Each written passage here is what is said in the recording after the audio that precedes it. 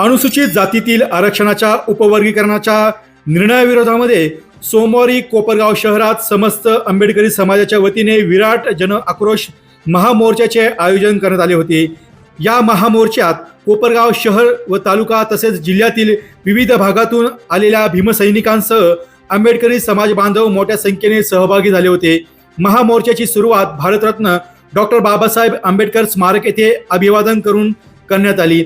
त्यानंतर घोषणाबाजी करत मोर्चा शहरातील प्रमुख मार्गाने तहसील कार्यालयाकडे रवाना झाला। तहसील कार्यालयाबाहेरील परिसरात मोर्चाचे सभेत रूपांतर झाले। त्यानंतर यावेळी भारतीय संविधानाच्या उद्देशिकेचे सामूहिक वाचन करण्यात आले। उपस्थितांनी अनुसूचित जातीतील आरक्षणाचे उपवर्गीकरण रद्द करण्याची मागणी करत संविधानाने दिलेल्या समान हक्कांचे संरक्षण करण्याचा निर्धार व्यक्त केला आहे।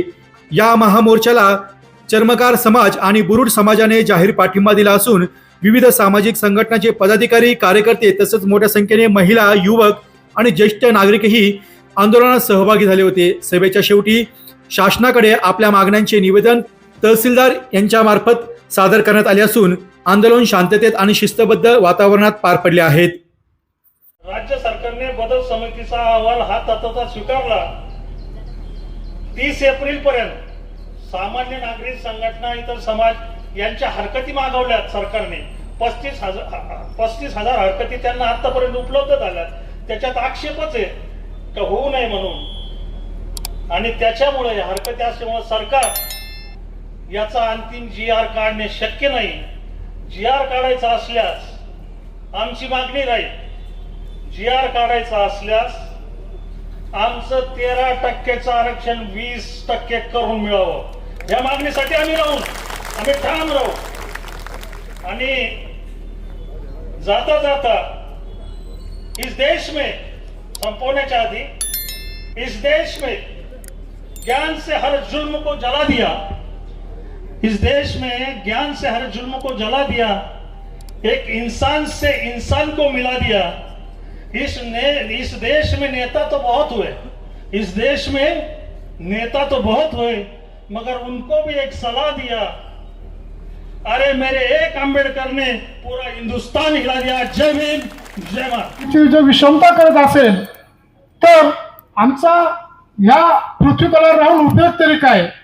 ज्या डॉक्टर बाबासाहेब आंबेडकरांनी आम्हाला मागितलेला आमचा समाज हा एक प्रसादांमधून म्हणजे एक आमचा एक समाजामध्ये एक जागृत करून आम्हाला जर समाजामध्ये उभं करण्याचं स्थान दिलं आहे, तर अवकडे करून काय तुमचं आमचं स्थान तुम्ही हिरावून घेता काय असं वाटायला लागलं आहे। नक्कीच खूप काही बोलू शकतो, पण विनंती सर्वांना जागे राहा, जागृत राहा। आपण जर शांत राहिलो, आपण जर कोणत्याही प्रकारचं कोणती हालचाली केली नाही तर आपल्या आरक्षणावर गदा यायला वेळ लागणार नाही। म्हणून ज्याच चळवळीमध्ये डॉक्टर बाबासाहेब आंबेडकरांनी आपल्याला जे काही आपल्या संविधानामध्ये आपल्याला जे काही प्राप्त करून दिलं ते प्राप्त केलेलं आपल्याला सांभाळायचं आहे आणि ते आपल्याला शिरसंधान करायचं आहे। मी अखिल महाराष्ट्र बुरुड समाजाच्या वतीने या ठिकाणी जाहीर पाठिंबा या ठिकाणी या मोर्चाला आयोजित केलेला आहे। त्याचं कारणच असं आहे का ज्या बाबासाहेबांनी आम्हाला जे संविधानामध्ये लिहून आमचे आमदार झाले, खासदार झाले, मंत्री झाले, मोठमोठ्या पदावर जर आमचा समाज आहे तो फक्त या 13% आरक्षणामुळे आहे। आणि त्याचा जर आम्हाला अभिमान नसला तर आमचं काय उपयोग, काय करून उपयोग? म्हणून आमच्या काही मान्यवरांची मिटिंग झाली, चर्चा झाली, भरपूर जणांनी आमच्या समोर चर्चा केली आणि आम्ही कोणताही विचार न करता आम्हाला जर आमच्या ताटातलीच भाकरी जर वाटल्या जाणार असेल तर हे आम्हाला अजिबात मान्य नाही आणि हे आम्ही मान्य पण करून देणार नाही। धन्यवाद। पण उपस्थितीमध्ये सरदार वल्लभभाई पटेल यांनी या अशा पद्धतीने फूट पाडण्यासाठी समाजामध्ये आरक्षण नको असं सांगण्यासाठी एक बैठक आयोजित केली आणि त्या बैठकीमध्ये भारतरत्न डॉक्टर बाबासाहेब आंबेडकरांनी आपली बाजू मांडली म्हणून आपल्याला आज आरक्षण आहे। आणि त्यावेळी आमचे ख्रिश्चन बांधव असतील, मुस्लिम बांधव असतील, त्यांचे प्रतिनिधी त्यावेळेस कमी पडले आणि म्हणून त्यावेळेस आपला माणूस जागा होता म्हणून आपण आरक्षण आज घेत आहोत आणि आपण आज जे काही पद भोगत आहोत, आपण आज जे काही समाजामध्ये मुख्य प्रवाहामध्ये आहोत त्याचं मुख्य कारण म्हणजे डॉक्टर बाबासाहेब आंबेडकरांनी जो काही घटनेने आम्हाला अधिकार दिलेला आहे आणि त्याच आरक्षणावर तुम्ही घाव घालण्याचा घाट जर सरकार करीत असेल तर त्याचा निश्चितपणाने मी पुनश्च एकदा आपल्या सर्वांच्या वतीने निषेध करतो, आमच्या समाजाच्या वतीने निषेध करतो आणि खूप वक्तव्य पण मी त्याच्यावर बोलणार नाही, सगळे मान्यवर त्याच्यावर बोलले.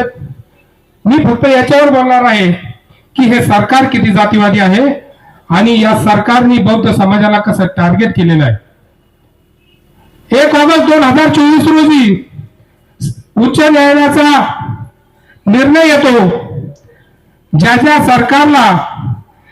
राज्य सरकारला गरज असेल तर त्यांनी उपवर्गीकरण केलं पाहिजे, कधी गरज असेल तर. पण आमचे फडणवीस साहेब त्यांनी कुणाची पर्वा न करता, कोणाचा विचार न घेता उपवर्गीकरण लागू करण्याचा ठाम निर्णय घेतला. बदर समिती नेमली.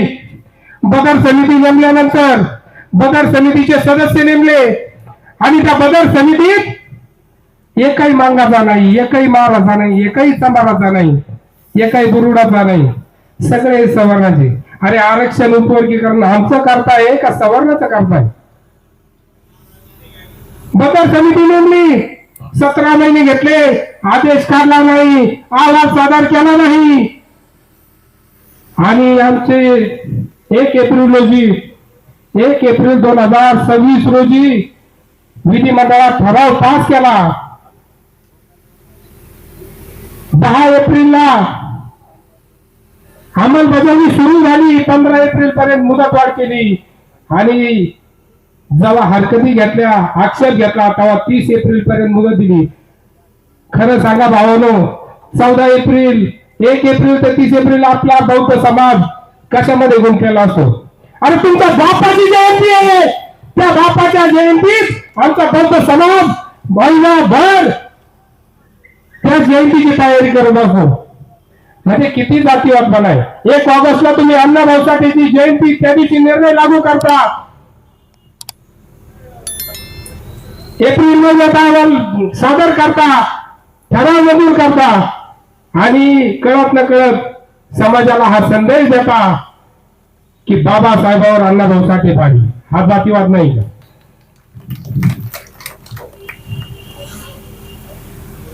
गेल्या 15-20 दिवसापासून आम्ही पायाला भिंगरे लावतोय. आमचे सर्व आयोजक प्रकाश पादुशी, दीपक मामा गायकवाड, सगळे सहकारी, सर्व पक्षाचे नेते, मी विनंती करतो की मला 2 मिनिटं जास्त द्यावा.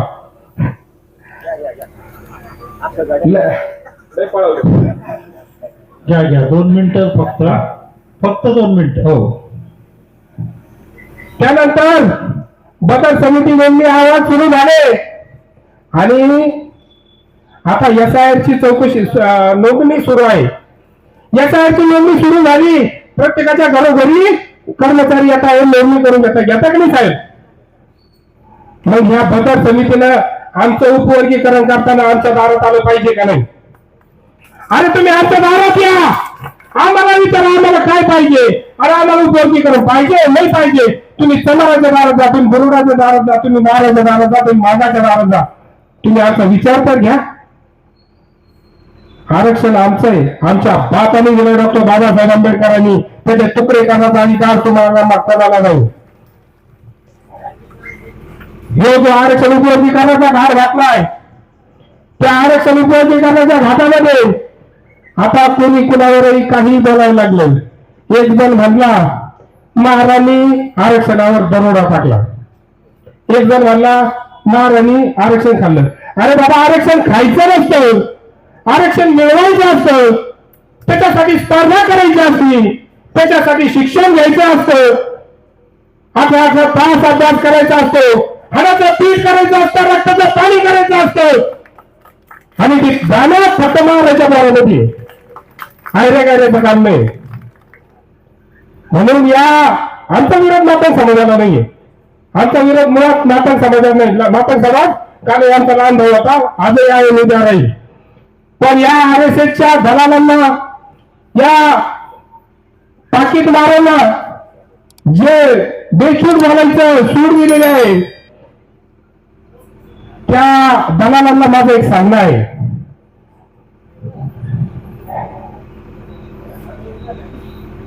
ते म्हणतात की हा देश, हा महाराष्ट्र फुले शाहू आंबेडकरांचा नाही, पण त्या दलालासाठी, मातंग समाजासाठी नाही, त्या दलालासाठी. हा महाराष्ट्र फुले शाहू आंबेडकरांचा नाही, तर टिळक सावरकर गोळवलकरांचा आहे. त्या दलालाला माझं सांगणं आहे, हा महाराष्ट्र छत्रपती शिवाजी महाराजांचा आहे, महात्मा फुलेंचा आहे, छत्रपती शाहू महाराजांचा आहे, डॉक्टर बाबासाहेब आंबेडकरांचा आहे, अण्णाभाऊ साठेंचा आहे. या महाराष्ट्राचे बाप फक्त फुले शाहू आंबेडकर आहे, कोणी आहे, बाकी त्याला आम्ही मानित नाही. म्हणून ह्या जातीवादी सरकारने जो आपल्यावर अन्याय करायचं ठरवलेलं आहे, त्या सरकारला आपण सडेतोड उत्तर या मोर्चाच्या माध्यमातून देत आहोत.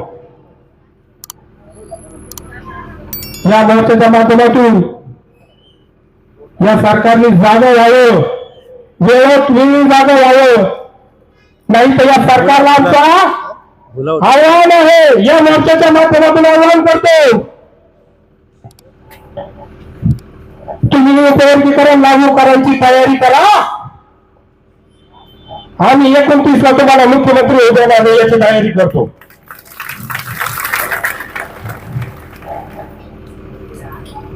या सरकारचे डाव ओळखा, मातंग समाजाला कळकळीची विनंती आहे, या दलालांचे डाव ओळखा. आणि या सरकारने कधीच कोणाचं भलं पाहिलं नाही. त्यांनी मराठा ओबीसी लावून दिली, यांनी हिंदू मुस्लिम लावून दिली, आता बौद्ध मातंग लावून दिलाय. 2 वर्षात 3,000 शाळा बंद केल्या यांनी सरकारी. त्या सरकारी शाळा कोण आहे? तुमच्या आमचे गोरगरिबाचे, शेतकऱ्याचे, मजुराचे पोर आहे. कोणाचे पोर आहे? प्रत्येकाला खासगी शिक्षण घेणं परवानगी आहे का? बरं, 10वी-12वी कॉलेज नंतरचं जे शिक्षण घ्यायचंय, डिग्री घ्यायची, डिप्लोमा घ्यायचा, इंजिनिअरिंग घ्यायचं, एमपीएससी करायची, युपीएससी करायची, या आरक्षणाच्या माध्यमातून आपल्याला 25,000 ते 30,000 रुपयात ऍडमिशन आपल्याला करायचं होतं. जर आरक्षण संपलं तर आपल्या मुलांना 4 ते 5 लाख रुपये प्रत्येक वर्षाला खर्च येणार आहे. डॉक्टरी तर सोडून द्या, डॉक्टर व्हायचं असलं तर 1.25 कोटी 1.5 कोटी रुपये खर्च येतो. आमच्या पप्पू भाईचे पण पुतणे डॉक्टर झाले. म्हणून यांचा डाव ओळखा. आणि ही सुरुवात आहे, ही चळवळ या मोर्चानंतर संपली नाही. जर या सरकारने आमचं ऐकलं नाही तर याच्या डबल आम्ही रस्त्यावर उतरू. आणि या सरकारला अजून एक सांगणं आहे, तुम्हाला वाटत असेल तुम्ही कर्नाटकमध्ये आरक्षण लागू केलं, काही बोलले नाही, पंजाबमध्ये केलं, हरियाणामध्ये काही बोलले नाही. हा महाराष्ट्र आहे आणि या महाराष्ट्रात महाराज जिवंत आहे. या महाराजांनी चळवळ अजून विसरली नाही. तुम्ही खैरांजली आठवा, तुम्ही विद्यापीठ आठवा, नामांतराचा लढा आठवा आणि भीमा कोरेगाव आठवा. पहिले लाखात होतो, आता कोटीत आहे. आणि हे लोक जर कोटीत उतरले तर तुमची हायगाई नाही. त्याच्यात आता आमचा सर्वकार समाज सुद्धा आमच्या सोबत आहे, गुरुड समाजही सोबत आहे. एवढं बोलतो, दांडा मिळाला पाहिजे. आता दांडा कसंही असेल असं चालणार नाही. दांडा निरागरी असं चाललं भडकात, पण दांडा मजबूत पाहिजे. भविष्यात आपल्या हातातला दांडा हा मजबूत ठेवावा लागणार, ही काळाची गरज आहे. कारण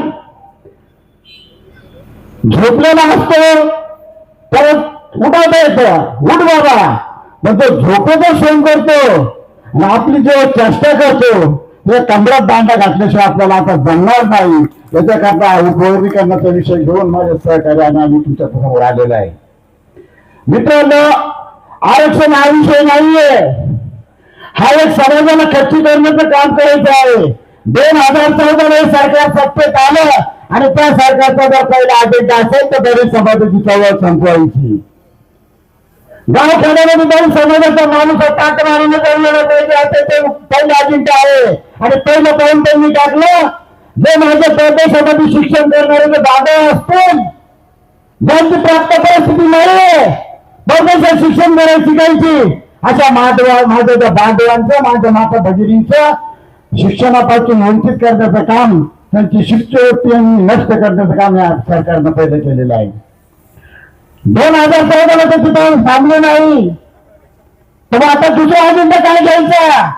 तर दुसरा अजेंडा त्यांनी हातात घेतला तर जातीमध्ये मारामारा लावून द्यायचा आणि पाहिजे तसे विधानसभेत घ्यायचे, लोकसभेत घ्यायचे, पाहिजे तसे कायदे पास करायचे. आज तुम्ही किती कायदा पास करा, पण ज्या दिवशी तुम्ही आमच्या संविधानाच्या कथात सापडतात पठ्ठाव मग गाठा कशी आहे. कारण कायदे करायचे. आता लोकसभेमध्ये नवीन आरक्षण आणलं ते 33% आरक्षण मिळण्याकरता त्यांनी सांगितलं होतं. ते आरक्षण पारित झालं नाही का? खोटे नाहीते कायदे करून जनसमुदायाला वेटिंग करायचं हा पहिला त्या सरकारचा अजेंडा आहे. कुठली गोष्ट घ्या, तुम्ही बँकेत तुमचे स्वतःचे पैसे काढायला गेले तर तुम्हाला केवायसी करावं लागेल. पूर्वी होतं का असं? तुम्ही आधार कार्डवर काय तुमचं बँक असं तुम्हाला केवायसी करावं लागत असेल. तुम्ही रेशन दुकानात जर धान्य घ्यायला गेले तर तुम्हाला केवायसी करावं लागत असेल. कारण या सरकारला फक्त जनसमुदायामध्ये मारामारा लावायचा आहे. ज्यावेळेस या सरकारने नोटबंदीचा कायदा आणला त्यावेळेस सर्वसाधारण माझा गोरगरीब माणूस फक्त बँकेच्या लाईनीमध्ये होता. सर्वसाधारण माणसाच्या वृत्तीशी झूम झाली त्या लाईनीमध्ये. काही तर माझे धारक तिथं पडले तर बँकेत पैसे बदलून घेण्याकरता आणि काही बांधवांना तर अक्षरशः अपघात होत आलं. पण जे बडे दोन बांधले होते त्या नालायकांनी बँकेचे मॅनेजर संघ कॉम्प्रोमाइज करून 70% आम्हाला 30% दिले. हे असं सरकारच्या या योजना आहे. म्हणून या सरकारला जाग आणण्याकरता तुम्हाला आम्हाला एक होण्याची गरज आहे. हा आरक्षणाचा मुद्दा नाहीये. आरक्षण तर हे आपल्याला दिल्यापासून यांच्या पोटात दुखत आहे का महाराला आरक्षण दिलं, महाराला आरक्षण दिलं, मग आता जोडीदार कोणीतरी पाहिजे. अरे ज्यावेळेस त्यांनी कोर्टामध्ये याचिका दाखल केली तर कुठल्या महाराला विचारलं निवडणूक आम्हाला करायचं आहे, तुमची याला संमती आहे का? कुठल्या पेपर आली नसली, कुठल्या व्हिडिओच्या बाजार नसली आली, कुठंच आली नाही. कारण हा कुठे जाऊ फक्त बिजबीज करू शकते, दुसरं कोणी करू शकत नाही. कारण माणसामध्ये मारामारा लावायचं आजपासून नाही, 16व्या शतकापासून हा डाव आहे. छत्रपती शिवाजी महाराजांना सुद्धा त्यांनी नाकारलं होतं. आमचे धर्मवीर संभाजी महाराजांना सुद्धा त्यांनी नाकारलं होतं. परंतु हा महाराष्ट्र जिवंत होता. हा महाराष्ट्र धारातीर्थावरी पडला तर महाराष्ट्र त्या व्यवस्थेला त्यावेळेस चोख उत्तर दिलेलं आहे. तुम्हाला आम्हाला ही गोष्ट इतिहास नाकारता येणार नाही. आज या आरक्षणाच्या मुद्द्यावर आम्ही घेतलेले माणसं नाहीये हे त्यांना दाखवून देण्याकरता माझा राजधानी समुदाय एकत्र झालेला आहे. आणि आम्ही मित्रांनो ही सेवा ज्या दादांनी आमच्या सहकार्यांनी सांगितलं की ही सेवा इथे चालणार नाहीये. पण मी कोपरगावमध्ये सांगत असतो, कोपरगावमध्ये कोणी असेल आरक्षणाबद्दल कोणी काही बोलत असेल तर आम्ही त्या पद्धतीत जसं तुम्ही म्हणशाल तसं त्याच पद्धतीत उतरू, त्याच पद्धतीत त्या गोष्टीला उत्तर दिलं जाईल. यानंतर या गोष्टीच्या आरक्षणाच्या मुद्द्यावरती जे संविधानिक मार्गाने आहे, आमच्या कुठल्या जाती धर्माला विरोध प्रत्येक वक्त्यांनी सांगितलं आणि मी तेच सांगतो. आरक्षण म्हणजे काय?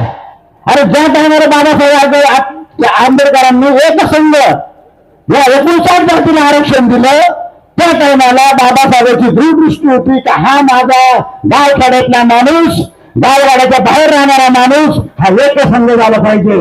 आणि आता त्यांच्या डोळ्यात लक्षात आलंय का गावखेड्याच्या पिड्डी फाटलेल्या माणसाचा पांढऱ्या कापड्यात दिसायला लागला, याच्या काड्या करायला आपल्याला काही हरकत नाही. तुम्ही किती काड्या करा, हो तुम्ही किती काड्या करा, तुम्ही एक काढीतील आमचे 10 जण उभे राहतील, तुम्ही 10 काढ्या गेले तर आमचे 100 उभे राहतील, तुम्ही 100 काढ्या केल्या तर आमचे 1000 जण उभे राहतील. तसं उत्तर दिलं जाईल.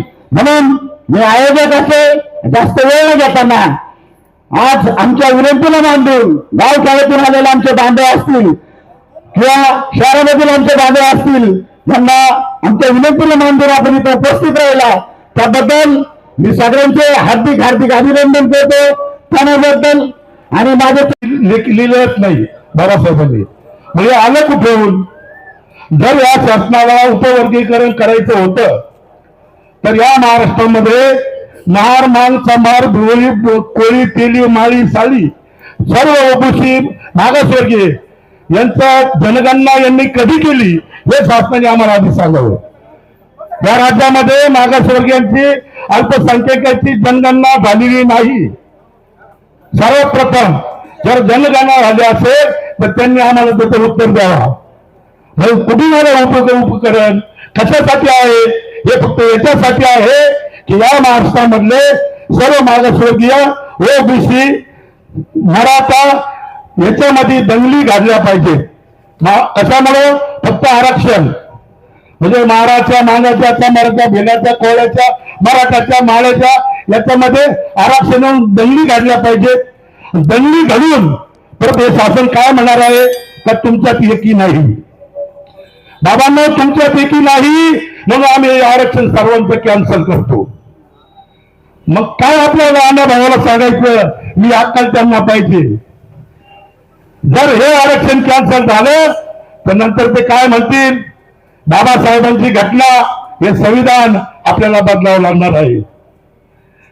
अरे तुझ्यात जे होते दुसऱ्यात शून्य आहे, शून्यात शून्य मिळून बेरीज शून्य आहे. हे घटनेच्या शिल्पकारा तुझ्यामुळे हा भारत देश महान आहे. बापाची ताकद नाही घटनेला देखील हात लावण्याची, आरक्षण रद्द करण्याची देखील. आणि उपकरण बाजूलाच आहे. उपकरण काय काढलं आणि ती कोणती बंदर समिती कंदर समिती आम्हाला मान्य नाही. आमचा समाज आणि मातक समाजाचे बंधू आमचे आहेत. शर्माकर आम्ही बरोबर आहोत, बौद्ध समाज बरोबर आहोत, सर्व मागासवर्गीय बरोबर आहे. परंतु ठराविक काही मंडळी जर त्या अरेस्टच्या नादी लागून जर कोणी नावात ठेवत असेल तर त्यांना आम्ही नक्की धानून पाडल्याशिवाय राहणार नाही. ही काळेदंडी असते काय? आणि आमच्या नादाला लागू नका. का लागू नका? या देशाची घटना आमच्या बापाने दिली. पहिला अधिकार आमचा आहे. हा घटना बाबासाहेबांनी दिली, त्या घटनेचा आदर चालवा. बाबासाहेबांनी सांगितलं होतं की बाबांना संविधान फार चांगलं आहे, ही घटना चांगली आहे, अतिशय या देशाला वाचवणारी आहे.